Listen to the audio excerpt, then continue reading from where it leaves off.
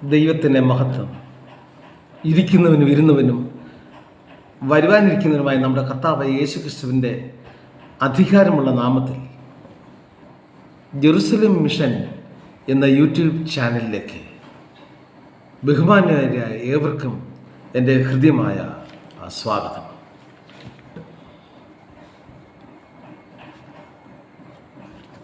നാം ചിന്തിച്ചു വരുന്നതായിട്ടുള്ള യേശു ആര് എന്ന വിഷയത്തിലെ പുത്രനായ ദൈവം എന്നതിൽ കർത്താവ് യേശു ക്രിസ്തുവിൻ്റെ മനുഷ്യാവതാരത്തിന് മുമ്പുള്ള ദൈവപുത്രൻ എന്നുള്ളതിനെ കുറിച്ചാണല്ലോ നമ്മുടെ ചിന്താവിഷയത്തിലൂടെ നാം മുന്നേറിക്കൊണ്ട് ഇരിക്കുന്നത്. ഇവിടെ വിചിന്തനം ചെയ്യുന്നത് ഇന്നത്തെ നമ്മുടെ ചിന്തയിൽ ഒന്നാമത്തേതായി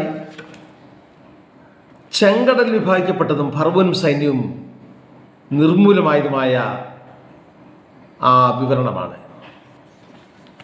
പോർഷൻ വായിക്കുമ്പോൾ വിശുദ്ധ ബൈബിളിൽ അനന്തരം ഇസ്രായേലിന്റെ സൈന്യത്തിന് മുമ്പായി നടന്ന ദൈവദൂതൻ അവിടെ നിന്ന് മാറി അവരുടെ പിന്നാലെ നടന്നു. മേഘസ്തംഭവും അവരുടെ മുമ്പിൽ നിന്ന് മാറി പിമ്പിൽ പോയി നിന്നു.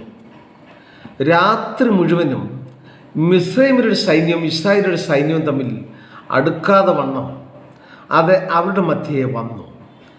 അവർക്ക് മേഘവും അന്ധകാരവും ആയിരുന്നു.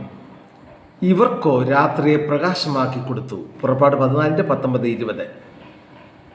മേഘസ്തംഭത്താലും അഗ്നിസ്തംഭത്താലുമുള്ള ദൈവിക നടത്തിപ്പ്.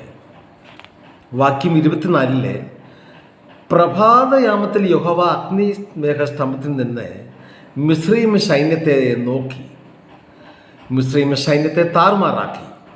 അവരുടെ രഥചക്രങ്ങളെ തെറ്റിച്ച് ഓട്ടം പ്രയാസമാക്കി.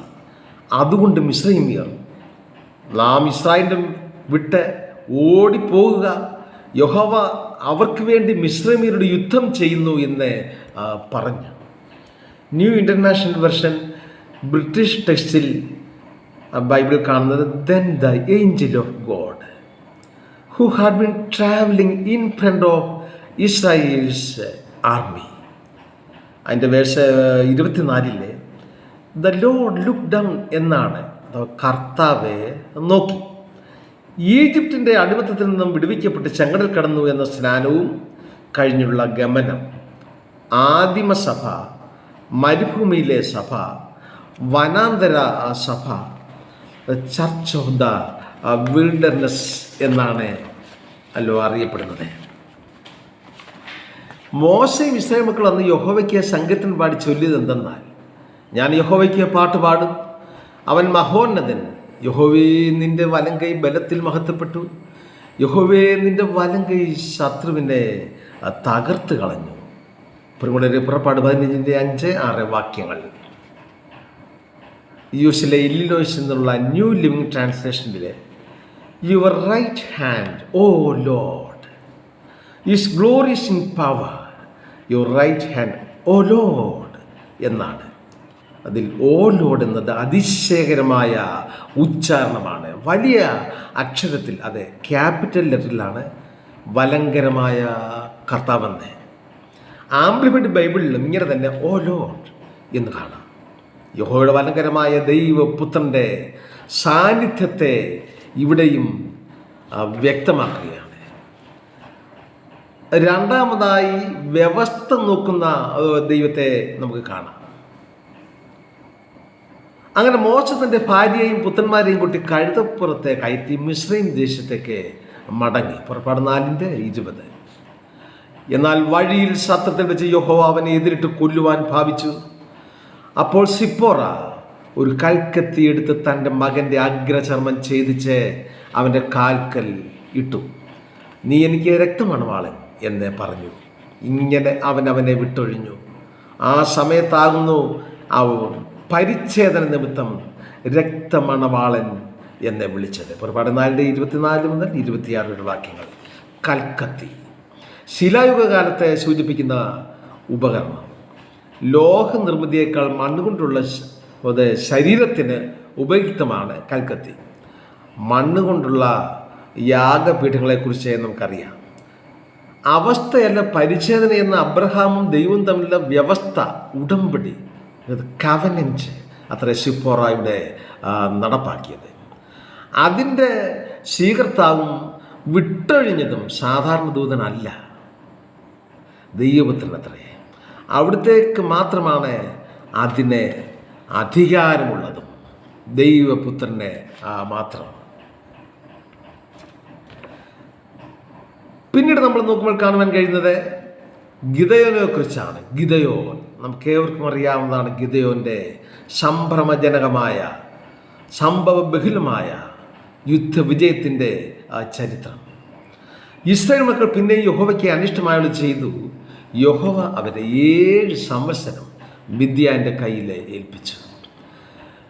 മിദ്യാനർ ഇസ്രായേൽ ഏറ്റവും ക്ഷയിച്ചു. മിദ്യാനർ നിമിത്തം, ഈ മിദ്യാനർ എന്ന് പറഞ്ഞാൽ അബ്രഹാമിന് കെതൂറയിൽ ജനിച്ച മിദ്യാൻ്റെ സന്തതി പരമ്പരയിൽപ്പെട്ടതാണ് ഈ മിദ്യാനിലെ. ഇസ്രായേൽ പാപം ചെയ്തപ്പോഴാണ് ദൈവം ശത്രുക്കളെ അനുവദിച്ചത്.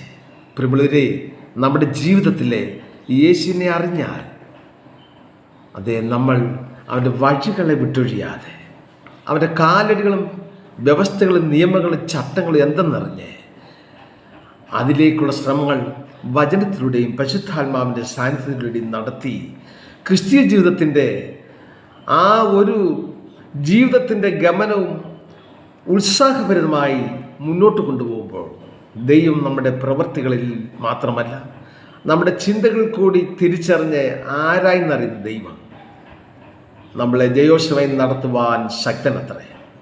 ദൈവം ഇസ്രായേൽ മക്കളെ അരിയിലേക്ക് ഒരു പ്രവാചകനെ വേഗത്തിൽ അയക്കുകയാണ്. പ്രവാചകൻ അവരുടെ മിസ്രയീം തൊട്ടുള്ള വിടുതലിൻ്റെ സകല ചരിത്രവും പറഞ്ഞ് അവർ കേൾപ്പിച്ചു. അവരുടെ ജീവിതഗതികളെപ്പറ്റി പറഞ്ഞ് അവരെ മനസ്സിലാക്കി. അനന്തരം യഹോവയുടെ ഒരു ദൂതൻ യോവാശിൻ്റെ കരുവേലത്തിന് കീഴെ ഇരുന്നു. യോവാശിൻ്റെ മകനായ ഗിദയോൻ ഗോതമ്പ് മിദ്യാനയുടെ കയ്യിൽ പെടാതിരിക്കേണ്ടതിന് മുന്തിരിച്ചക്കിനരികെ വെച്ച് മെതിക്കുകയായിരുന്നു. യഹോവയുടെ ദൂതൻ അവന് പ്രത്യക്ഷനായി, അല്ലയോ പരാക്രമശാലിയെ, യഹോവ നിന്നോട് കൂടെയുണ്ട് എന്ന് അവനോട് പറഞ്ഞു. ഗിദയോൻ അവനോട്, അയ്യോ യജമാനെ, യഹോവ നമ്മോട് കൂടെ ഉണ്ടെങ്കിൽ നമുക്കിതൊക്കെ ഭവിക്കുന്നത് എന്ത്? അവൻ്റെ അത്ഭുതങ്ങളൊക്കെയും എവിടെ? അപ്പോൾ യഹോവനെ നോക്കി, നിന്റെ ഈ ബലത്തോടെ പോവുക, നീ ഇസ്രായേലിനെ മിദ്യാനയുടെ കയ്യിൽ നിന്ന് രക്ഷിക്കും, ഞാനല്ലയോ നിന്നെ അയക്കുന്നത് എന്ന് പറഞ്ഞു. ഗിദയോൻ ചെന്ന് ഒരു കോലാട്ടിൻ കുട്ടിയെയും ഒരു പറ മാവ് കൊണ്ട് പുളിപ്പില്ലാത്ത വടകളെയും ഒരുക്കി ചാറ് ഒരു കിണ്ണത്തിൽ പകർന്ന് കരുവേലയത്തിന് കീഴെ കൊണ്ടുവന്ന് മുമ്പിൽ വെച്ചു. അപ്പോൾ ദൈവത്തിൻ്റെ ദൂതൻ അവനോട്, മാംസവും വടകളും പാറമേൽ വെച്ച് ചാറ് അതിന്മേൽ ഒഴിക്കുക എന്ന് കൽപ്പിച്ചു. യഹോവയുടെ ദൂതൻ കയ്യിലുള്ള വടിയുടെ അറ്റം കൊണ്ട് മാംസവും വടയും തൊട്ടു. ഉടനെ പാറയിൽ നിന്ന് തീ പുറപ്പെട്ട് മാംസവും വടയും ദഹിപ്പിച്ചു. ദൂതൻ കണ്ണിന് മറയുകയും ചെയ്തു. മിദ്യാന്യരും അമേരിക്കരും കിഴക്ക് ദേശക്കാരൊക്കെ വെട്ടുക്കിളി എന്ന പോലെ അസംഖ്യമായി താഴ്വരയിൽ ഇതാ നിറഞ്ഞു കഴിഞ്ഞിരിക്കുന്നു. ഒട്ടകപ്പടയും മണൽ പോലെ 300 പേരെ 3 കൂട്ടമായി വിഭാഗിച്ച് കാഹളമൂതി പാളയത്തിൻ്റെ ചുറ്റും നിന്ന് യഹോവയ്ക്കും ഗിദയോനും വേണ്ടി എന്ന് വിളിച്ചു പറയുക എന്ന് ദൈവപുത്രൻ പറഞ്ഞതനുസരിച്ച് ഒരു പുതിയ യുദ്ധതന്ത്രം ഇതാ മെനയുകയാണ്. കാഹളമൂതി കുടങ്ങൾ ഉടച്ചു, ഇടത് കൈയിൽ പന്തവും വലത് കൈയിൽ കാഹളവും, യഹോവയ്ക്കും ഗിദയോനും വേണ്ടി വാൾ എന്ന് ആർത്തു.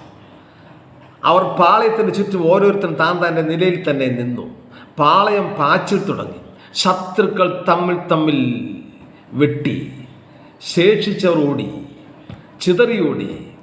ഗിദയോൻ മിദ്യാനയുടെ നേരെ ഇറങ്ങിച്ചെന്ന് ബത്ബാര വരെയുള്ള വെള്ളങ്ങളെയും യോർദാനെയും കൈവശമാക്കി മിദ്യാന്റെ പ്രഭുക്കന്മാരെ പിടിച്ചു.